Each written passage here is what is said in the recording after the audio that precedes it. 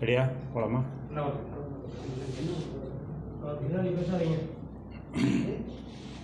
மியூட்டில் போட்டுருங்க. ஊடகவியலாளர்கள் அனைவருக்கும் அன்பு வணக்கம். 35 ஆண்டுகளுக்கு மேலாக அந்நியருடைய ஆதிக்கத்தின் கீழ் சிங்களருடைய ஆதிக்கத்தின் கீழ் இருந்து கொண்டிருக்கும் ஈழ தேசத்தை மீட்பதற்காக விடுதலை புலிகள் என்ற இயக்கம் தொடர்ந்து போராடி வந்தது.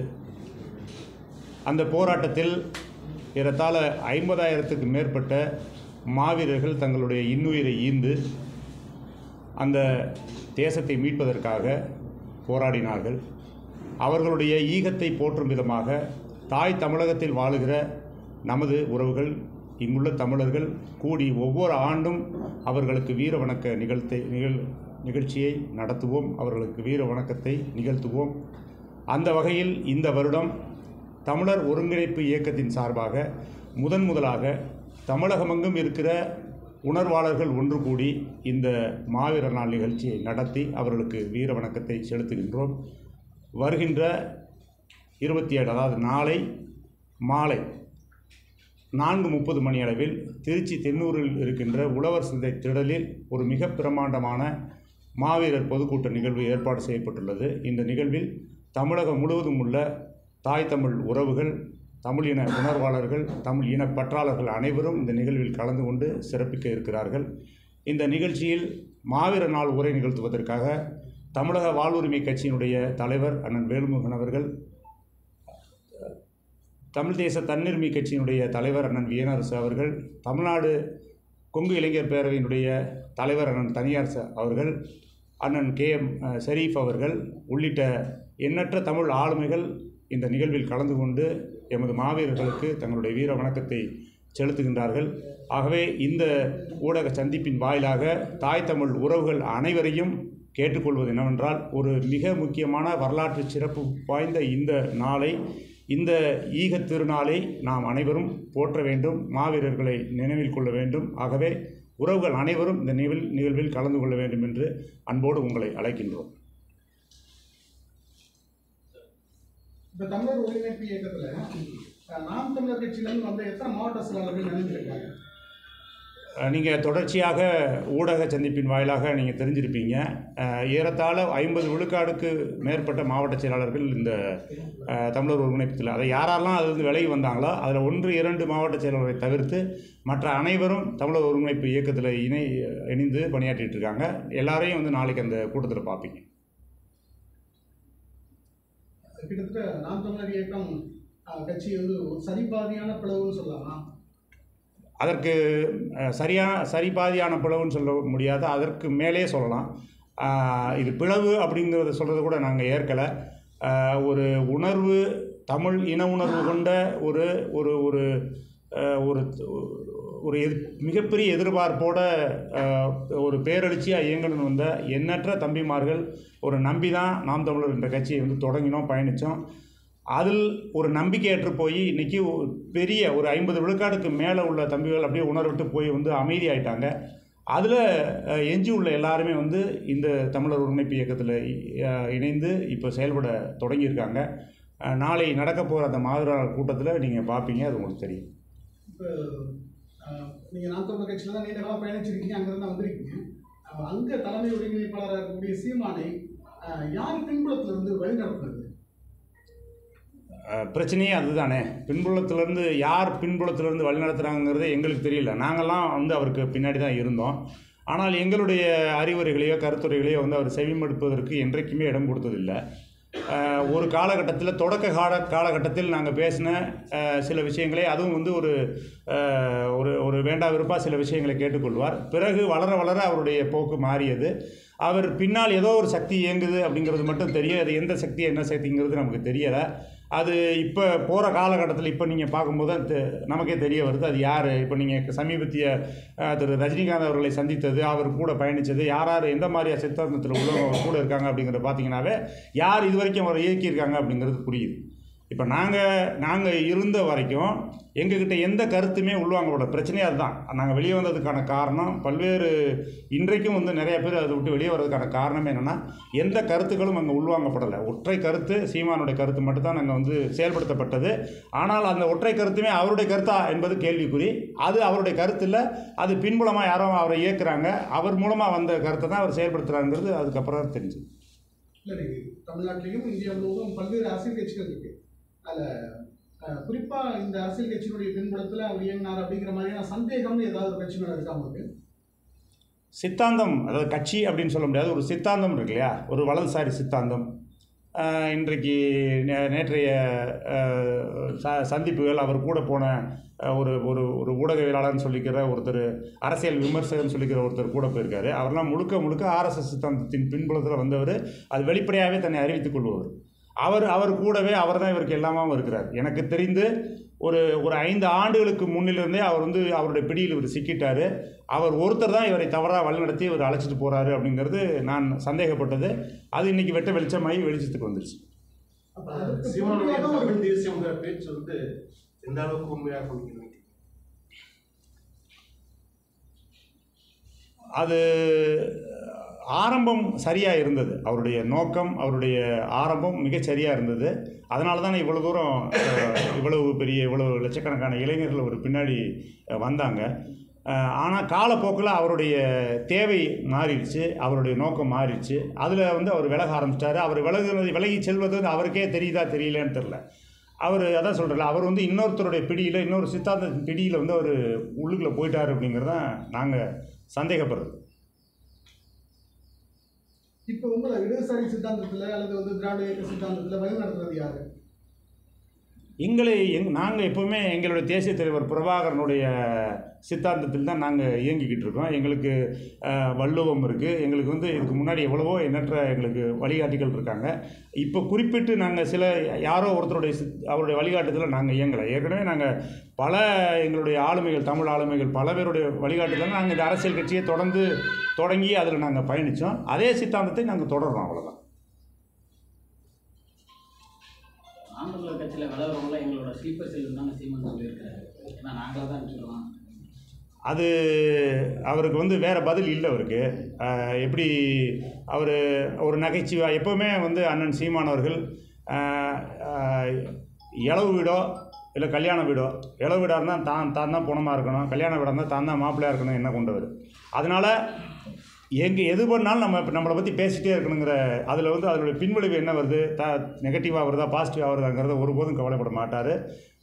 கவலைப்பட மாட்டார்னா அவருக்கு கொண்டு போய் சேர்க்குற ஆட்கள் வந்து, செய்தியை கொண்டு போய் சேர்க்குற ஆட்கள் வந்து, அண்ணே நீங்கள் பேசின பேச்சு அந்த சொன்னீங்கல்ல ஸ்லீப்பர்ஸ்னு சொல்லிட்டு பயங்கரமாக பிச்சுக்கிட்டு போகணும், எல்லாம் ரசிக்கிறாங்க இப்படின்னு சொல்லுவாங்க. அதை விரும்புவார், அதே போல் தான் பேசுவார். அதில் உள்ள பாதிப்புகள் அப்படி சொல்வதன் மூலமாக அந்த நேரத்தில் வந்து 10 பேர் கைத்தட்டி சிரிச்சிட்டாங்கன்னா அதை ரசிச்சுட்டு அதுதான் சிறப்புஞ்சிட்டு போயிடுவார். அதனுடைய பின்விளைவுகள் அவருக்கு தெரியாது, உண்மையிலே என்ன நடந்துருக்கு இந்த அரசியலுங்கிறது தெரியாது. இப்போ சமீபத்தில் நீங்கள் பார்த்தீங்கன்னா, இப்போ நாங்கள் தமிழர் ஒருங்கிணைப்பு இயக்கம் என்று ஆரம்பித்து நாங்கள் தொடங்கியவுடன் நாம் தமிழர் கட்சியிலிருந்து வெளியாகிறது வந்து நிறையா வெளியே வர்றாங்க. காரணம் என்னென்னா, இது நாள் வரைக்கும் மௌனமாக இருந்தாங்க. அவங்க எங்கே போகிறது, ஒரு சித்தாந்தம் ஏற்று வந்துட்டோம், ஒரு கொள்கையை ஏற்று வந்துட்டோம், தமிழ் தேசிய கொள்கையை ஏற்றுட்டு வந்துட்டோம். ஈழத்தில் இத்தனை லட்சம் உறவுகள் வந்து கொன்றளிக்கப்பட்டதுக்கு காரணம் திராவிட இயக்கங்கள், திராவிட கட்சிகள், தேசிய கட்சிகள், இதெல்லாம் வேடிக்கை பார்த்துருச்சு. நமக்கென்று ஒரு அரசியலை தொடங்கி வேலை செய்வோம்னு சொல்லிட்டு வந்த இவ்வளவு எண்ணற்ற இளைஞர்கள் இன்றைக்கு வந்து வேறு இந்த கட்சி சரியில்லை, தலைமை சரியில்லை, சீமான் சரியில்லைன்னு சொல்கிறப்ப எங்கே போகிறதுங்கிற ஒரு போக்கிடம் இல்லை. அவங்களுக்கு எங்கே போகிறதுன்னு தெரியல. 1-2 பேர் ஒரு தப்பி பிடிச்ச மாதிரி சில பேர் மட்டுமே திராவிட கட்சிகள், தேசிய கட்சி போயிருப்பாங்களே கூடிய பல ஆயிரம் பேருக்கு வந்து வேறு வழி இல்லை.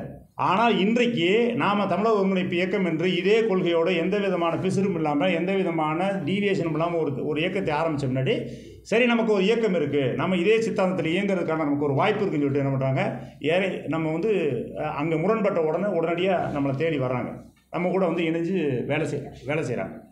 நாம் தமிழர் ஆரம்பிக்கும் போது வந்து ஈழத்தை மையமாக வச்சு தான் ஆரம்பித்தாங்க. நீங்கள் உங்களுடைய தமிழர் ஒருங்கிணைப்புக்கு வந்து எதை மையமாக வச்சு இப்போ நீங்கள் இதை ஆரம்பிச்சிருக்கீங்க? ஈழ தேசம்ங்கிறது எங்களுடைய உயிர். அது வந்து அதுதான் வந்து முதன்மை.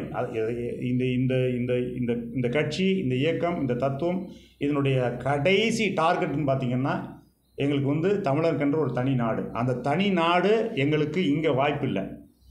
எங்களுடைய கலாச்சாரம், எங்களுடைய இலக்கியம், எங்களுடைய பண்பாடு, எங்களுடைய நாகரிகம், எங்களுடைய வாழ்வியல் எல்லாத்தையும் வந்து அதை வந்து இருக்கிற அழிந்து போனதை மீட்டு அதை பாதுகாப்பதற்கென்று ஒரு தேசம் தேவைப்படுகிறது. அந்த தேசம் என்பது எங்கே சாத்தியம் அப்படின்னா இன்றைய காலகட்டத்தில் இருந்து ஈழம் மட்டும்தான் சாத்தியம். ஆகவே அந்த தேசத்தை உருவாக்குதான் எங்களுடைய இறுதி இலக்குங்கிறது அதுதான். ஆனால் அதற்குள்ளாக நம்ம வந்து பல்வேறு இலக்குகள் இங்கே வந்து எட்ட வேண்டிய இலக்குகள் இருக்குது. இன்றைக்கு வந்து தமிழர் நிலத்தில் ஒரு 8 கோடி பேர் இருக்கிற இந்த தமிழ்நாட்டில் ஒரு தமிழர் அதிகாரம் இல்லை, தமிழர் ஆட்சி இல்லை. தமிழர் ஆட்சி, தமிழர் அதிகாரம்னா வெறுமனே ஒரு தமிழர் ஆண்டதுனால மட்டும் தமிழர் ஆட்சி அதிகாரம் வந்துடுமா? அப்படி கிடையாது. தமிழருக்கான நலன், தமிழ் இனத்திற்கான நலன், தமிழ் நிலத்திற்கான பாதுகாப்பு, தமிழர் உரிமைக்கான பாதுகாப்பு, தமிழர் வேலைவாய்ப்பிற்கான பாதுகாப்பு, தமிழர் வாழ்வியலுக்கான பாதுகாப்பு, இது எல்லாமே போற்றி பாதுகாக்கக்கூடிய ஒரு தமிழர் அரசுங்கிறது நிறுவனம் இல்லையா? அப்போ அதெல்லாம் வந்து எங்களுடைய முதன்மை இலக்கு. அதை நோக்கி தான் எங்களுடைய பயணம் இருக்கும். எப்படி நாம் தமிழர் கட்சி தொடங்கப்பட்டதும் இதை வச்சு தான். அதே அந்த எங்களுடைய நோக்கம், அந்த நோக்கம் அப்படியே இருக்குது. எங்களுடைய வேலை திட்டங்கள் அப்படியே இருக்குது. ஆனால் தலைமை எங்களுக்கு சரியில்லைன்றதுனால நாங்களே தலைமையாகி இந்த வேலையை தொடங்குவோம் அப்படின்ட்டு நாங்கள் இந்த வேலையை தொடங்கியிருக்கோம். ஏற்கனவே திராவிடமும் RSS உடைய கட்டுப்பாட்டுக்குள்ளேயுமே தமிழ் தேசியம் வந்து சிக்கி சின்னாபனமாயிட்டு இருக்க நிலையில நீங்கள் எப்படி அதை மீட்டெடுக்க முடியும்னு நினைக்கிறீங்க? இல்லை, தமிழ் தேசியம் வந்து RSS திராவிடத்துக்கிட்ட எப்படி சிக்கி சின்னாமனவாதுன்னு சொல்கிறீங்க? அது வந்து அந்த கூற்றை ஏற்றுக்கொள்ள முடியாது. அது எல்லாம் தமிழ் தேசியம்ங்கிறது ஒரு தனித்துவமான தத்துவம். இல்லை, அப்படி இல்லை. அவங்கள்ட்ட இருந்து இருக்கக்கூடிய தாக்கம் இருக்குல்ல, முடக்குவதற்கான தாக்கம், நபர்களை முடக்குவதற்கான அதை தான் சொல்ல வரேன். அதான் தமிழ் தேசியம்ங்கிறது சிதறந்து கிடப்பதோ அல்லது சிதறந்து கிடக்கிறதுனால என்ன லாபம், என்ன நட்டம், அதை ஒருங்கிணைக்கிறதுக்கான என்ன உங்களோட முன்னெடுப்பு என்ன? இல்லை, அதை தான் சொல்கிறேன். இப்போ தமிழ் தேசியம்ங்கிறது ஒரு தனித்த தத்துவம். இது வந்து உலகில் எந்த தமிழ் தேசியம்ங்கிறல நாங்கள் வந்து உருவாக்கி கொண்டு இயங்கி கொண்டு இருந்தால் இப்போ இயங்க போகின்ற தத்துவம் எல்லாமே எல்லா மொழி வழி தேசிய இனமாக இருக்கிற எல்லா தேசிய இனங்களுக்கும் பொருந்தக்கூடிய ஒரு தத்துவம் தான். நீங்கள் தமிழர் அப்படிங்கிறத தூக்கி வச்சுட்டு நீங்கள் வந்து இவர் தெலுங்கர் அப்படின்னு தூக்கி வச்சு நீங்கள் போய் ஆந்திராவில் போய் பேசலாம். நீங்கள் வந்து ஒரு மராட்டியர், நீங்கள் வந்து மராத்தி அப்படின்னு சொல்லிட்டு எடுத்து வச்சுட்டு நீங்கள் மாற்றிட்டு பேசலாம். அப்படிப்பட்ட ஒவ்வொரு இன மக்களுக்குமான தேசிய இன மக்களுக்கான அரசியலை தான் நாங்கள் வந்து இன்றைக்கு தமிழ் அப்படின்னு சொல்லிட்டு பேசுகிறோம். அதனால் வந்து நாம் பேசுகிற அரசியல்ங்கிறது தனித்துவமானது. ஆனால் ஒரு திராவிடம்ங்கிற பேரில் அன்றைய காலகட்டத்தில் நம்ம வந்து ஆரியர்களுடைய தாக்கம் அதிகமாக இருந்தது, ஆரியர்களுடைய ஆதிக்கம் அதிகமாக இருந்தது.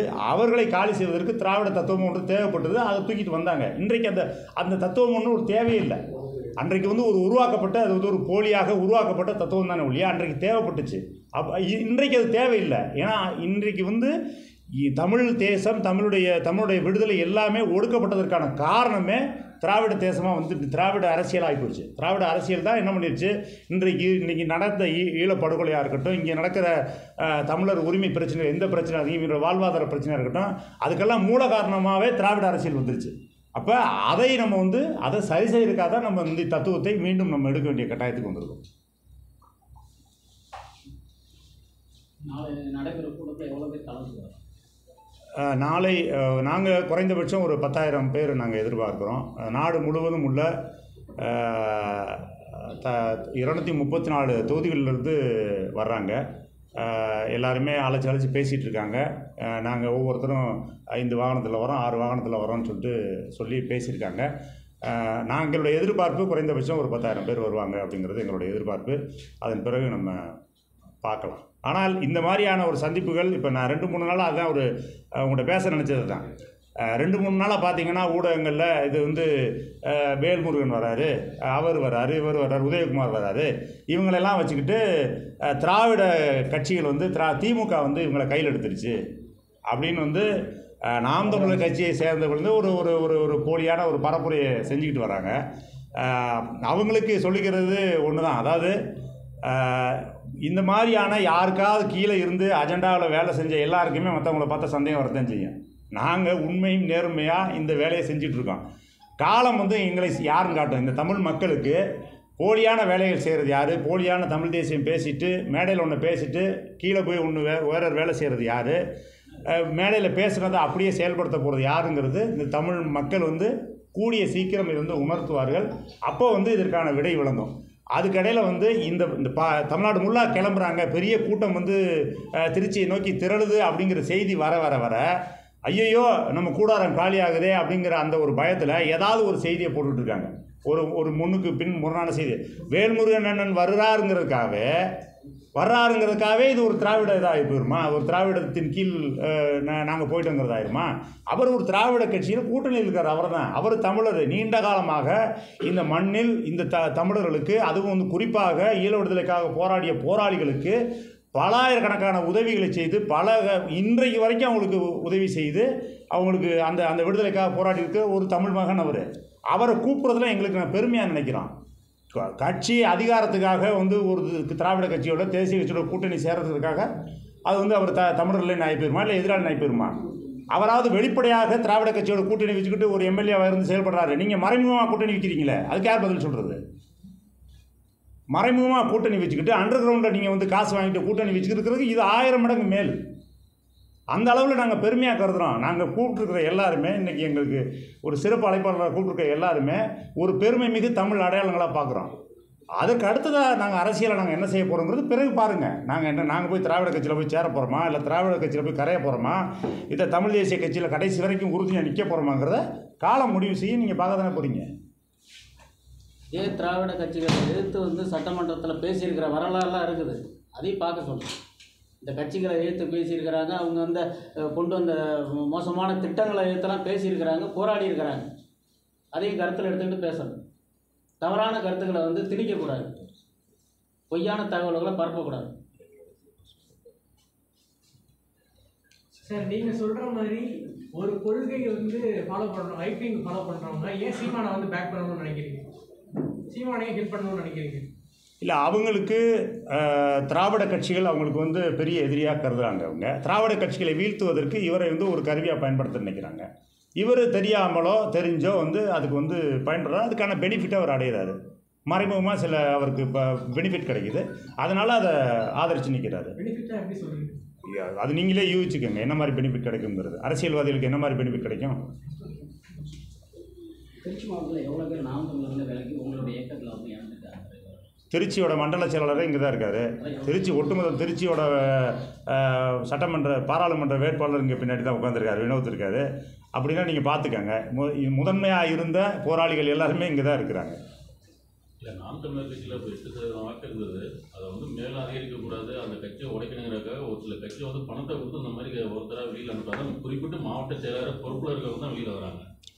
அப்போ நான் ஒரு கேள்வி கேட்குறேன். அப்போ வந்து சீமானுடைய சமீபத்திய அவருடைய நடவடிக்கைகள் எல்லாத்தையும் அவர் பேசுகிற பேச்சுக்கள், அவருடைய வெளிவருகிற ஆடியோக்கள் எல்லாத்தையும் நீங்கள்லாம் ஏற்றுக்கிறீங்களா? அப்போ அப்படி ஒரு புனிதமான கட்சியை அவர் கட்டமைச்சு கொண்டு போயிட்டுருக்காரா? அதை உடச்சி நாங்கள் வெளியே வரணும்னு நினைக்கிறோமா? நீங்கள் சொல்லுங்கள். நான் வந்து எனக்கு ஒரு குடும்பம் இருக்குது, எனக்கு ஒரு மனைவி இருக்காங்க, பிள்ளைகள் இருக்காங்க. நான் வந்து இப்படிப்பட்ட ஒரு தலைவன் கீழே இருந்துக்கிட்டு இவர் என்னுடைய தலைவர், சீமான் என்னுடைய தலைவர், என்னால் நான் வந்து என்னுடைய மகன்கிட்ட காமிக்க முடியுமா? இவர் தான் நம்ம தலைவர், இவரை நீ வந்து பின்பற்றி வாடா அப்படின்னுடைய மகன்கிட்ட காமிக்க முடியுமா? அப்படிப்பட்ட ஒழுங்கோடு அவர் இருக்கிறாரா? இது எல்லாத்துக்கும், எனக்கு மட்டும் இல்லை, இது இங்கே உள்ள எல்லாத்துக்கும், எங்களை நோக்கி வர எல்லாத்துக்குமே இது பொருந்தது. வீட்டில் தலை காட்ட முடியலை. இவரா அவங்க தலைவர், இவர் கூட சுற்றிட்டு இருக்கிய நீ இப்படி இருப்பியோ அப்படின்ற மாதிரியெல்லாம் வந்து பார்க்க ஆரம்பிச்சிட்டாங்க. அதனுடைய காரணம் தான் நாங்கள் எல்லாருமே வந்து புலம்பி தவிச்சு வேறு வழி இல்லாமல் இந்த இடத்துல வந்து நிற்கிறோம். எங்களுக்கு தத்துவம், நாம் தமிழர் கட்சியின் தத்துவம் பிள்ளை இல்லைங்க, கோட்பாடு எந்த பிரச்சனையும் இல்லைங்க. ஏன்னா நாங்கள் எல்லாம் சேர்ந்து உருவாக்கினது தான். இன்றைக்கும் நாங்கள் வந்து அதே கொள்கையோட அடிபெறலாமல் அப்படியே நாங்கள் வந்து அதை பின்பற்றி போகணும் தான் நாங்கள் வந்து நினைக்கிறோம். ஆனால் அதை செயல்படுத்துகிற, அதை கொண்டு செலுத்துகிற, அதை செயல்படுத்தணும்னு நினச்சி வந்து செயல்படுத்துகிற தலைவர் மேலே தான் எங்களுக்கு பிரச்சனை. அவருடைய தவறுகள்னால தான் இவ்வளோ பெரிய பின்னடைவு. 8 விழுக்காடுன்றீங்க. 8 விழுக்காடுங்கிறதே நான் வந்து ரொம்ப குறைவு. அப்படி தான் நாங்கள் பார்க்குறோம்.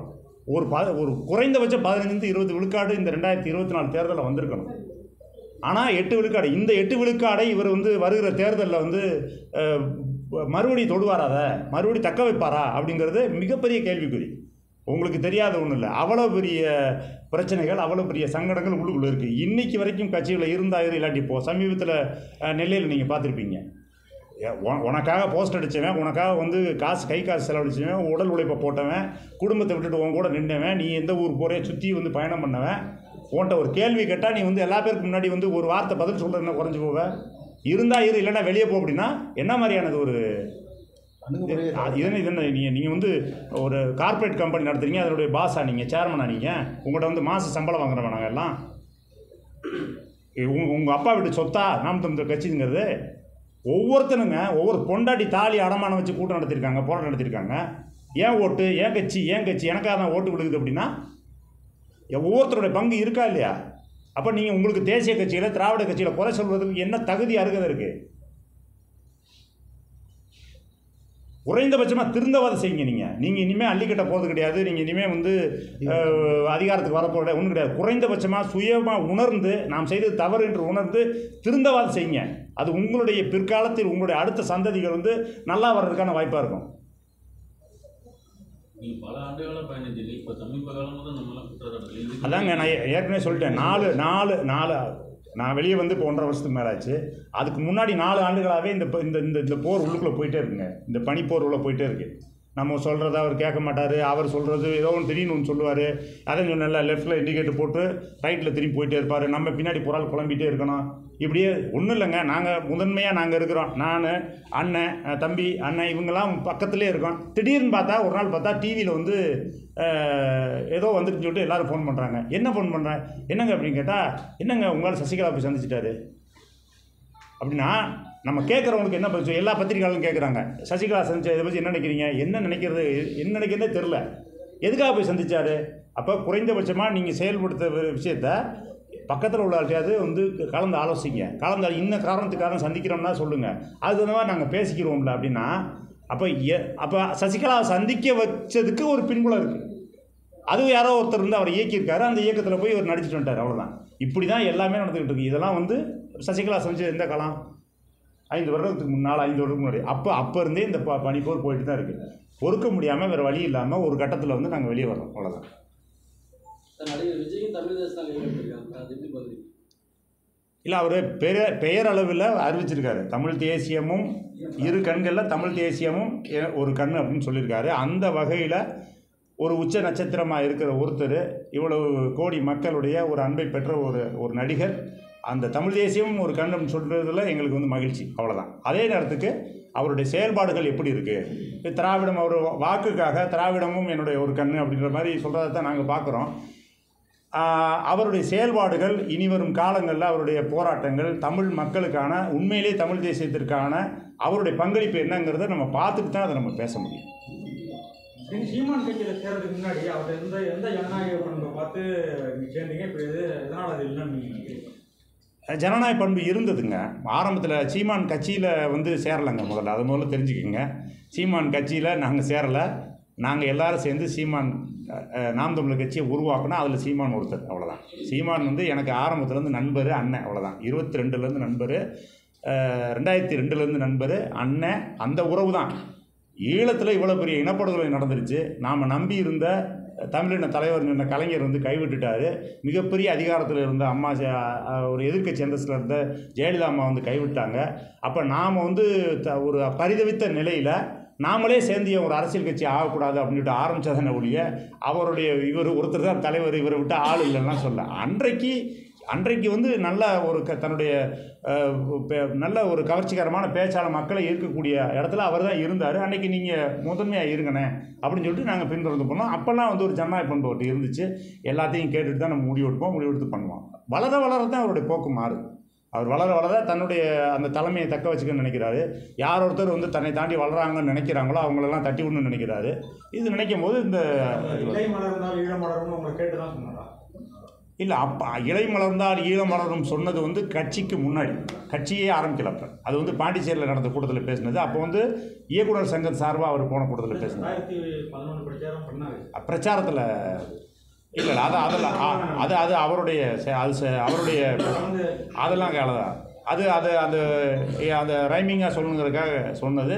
அதன் பிறகு அதெல்லாம் நம்ம வந்து அவர் பேசிட்டு வந்த பிறகு திரும்ப அறைக்குள்ள வந்து இதெல்லாம் தேவையில்லாதுண்ணே, நம்ம சொல்லியிருந்துருக்க வேண்டியதில்லை அவசியமற்றது பல விஷயங்கள்.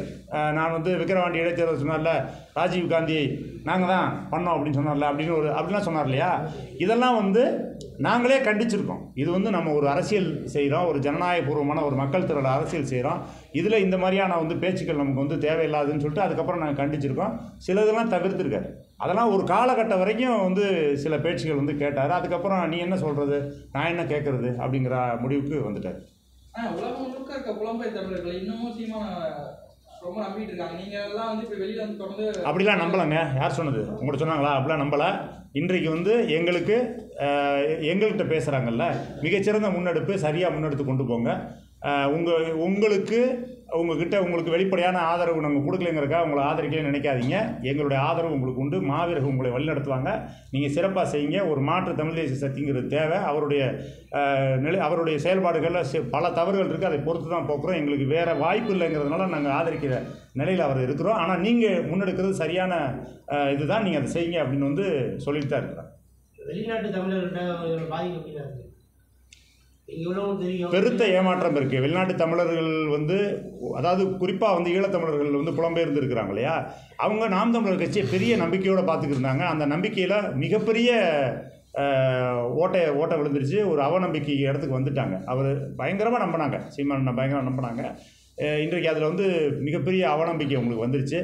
ரொம்ப ஒரு குழப்பத்தில் அப்படியே ரொம்ப வெதும்பி போய் தான் அவங்க எல்லாருமே இருக்கிறாங்க. எனக்கு ஒரு 95 விழுக்காடு மக்கள் அப்படி தான் இருக்காங்க. சில பேர் 1-2 பேர் வந்து இவருடைய உண்மையான விஷயங்கள் தெரியாதவங்க சில பேர் என்ன பண்ணுவாங்கன்னா வெளியில் வந்து வெளிப்படையாக ஆதரிப்பாங்க.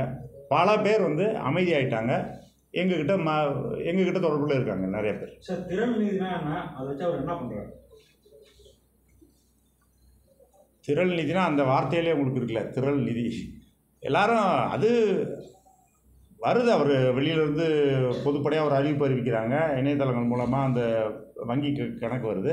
அது மூலமாக கூட்டங்கள் நடத்துகிறாங்க. அதனால் அது முறையாக வந்து கணக்கு கொடுக்கப்படுறதில்ல. அதுதான் அதில் சிக்கல். கட்சியில் பொதுவான கணக்கு கொடுக்கணும் இல்லையா? ஒரு ஜனநாயக அமைப்பில் என்ன இருக்கணும், இவ்வளோ பணம் வந்துச்சு, இவ்வளோ செலவு பண்ணோம், இவ்வளோ மிச்சம் இருக்குது, இந்த உதவி செய்கிறோம், இவ்வளவு போஸ்ட் அடிக்கிறோம், இவ்வளவு போராட்டத்துக்கு செலவழிக்கிறோங்கிற கணக்கு வழக்கு கொடுக்கணும் இல்லையா? ஆரம்பத்தில் நாங்களாம் இருக்கும்போது ஒரு 2 வருடம் கணக்குகள் வந்து வெளியிட்டோம். அதன் பிறகு அதை வெளியிடும் போது அதில் சிக்கல் வந்துருச்சுன்னு சொல்லிட்டு அதை நிப்பாட்டிட்டாங்க. இப்போ அது எவ்வளோ பணம் வருது, எவ்வளோ செலவழிக்கிறாங்க, மற்றவங்களுக்கு எப்படி இதை கையாளுறாங்கிறது இப்போ யாருக்குமே தெரியாது. கட்சிக்கு பொருளாளர் பேரளவில் ஒரு பொருளாளர் எப்போவுமே இருப்பார். எப்போவுமே பேரளவில் இருப்பார். அவர் பொருளாளர் வேலையை பார்க்க மாட்டார். இந்த கட்சியில் எல்லாமே பார்த்திங்கன்னா பொறுப்புலாம் இருக்கும். பொறுப்புக்கான வேலையை யாருமே செய்ய மாட்டாங்க. இப்போ நாம் தமிழர் கட்சியில் பொதுச்செயலாளர் ஒருத்தர் இருக்கார். செய்ய விட மாட்டாங்க. பொதுச்செயலாளர் இல்லை அது செய்ய விட மாட்டாங்கல்ல, செய்யாத ஆளை தான் போடுவாங்க. இந்த கட்சியில் பொதுச்செயலாளர் ஒருத்தர் இருக்கார், ஒரு மருத்துவர். அவர் இங்கிலாந்து குடியுரிமை பெற்றவர். இங்கிலாந்து குடியுரிமை பெற்றவருக்கு இங்கே தமிழ்நாட்டில் உள்ள கட்சியோட பொதுச்செயலாளர் எப்படி இருக்க முடியும்? ஆனால் அறிவிச்சிருக்காங்க. அவர் ஒரு மருத்துவர். அவர் நல்ல மருத்துவர், நல்ல குணம் படைத்தவர், அதெல்லாம் பிரச்சனை இல்லை. ஆனால் அவர் பொதுச்செயலாளர்னு கூப்பிட்டு பொதுச்செயலாளர்னா என்னன்னு கேளுங்கட்ட அவருக்கு தெரியாது. ஏன்னா அவர் வந்து ஒரு டம்மியாக ஒரு ஆள் இருக்கணும். நம்ம எது சொன்னாலும் வந்து கேட்டுக்கணும், நமக்கு எதிர்த்து பேசக்கூடாது அப்படின்ற மாதிரி ஆட்கள்லாம் போடுவார். அதான் நடந்துட்டு இருக்கு. ஆளுமை மிக்கவர்கள், திறமையானவர்கள், மிக திறமையானவர்கள்லாம் இருக்கிறாங்க. அவங்கெல்லாம் வந்து அடையாளப்படுத்துறதே கிடையாது, கொண்டு வரதே கிடையாது, முக்கிய பொறுப்புகள்லாம் நியமிக்கிறதே கிடையாது. அவ்வளோதான். சரி, ரொம்ப மகிழ்ச்சி.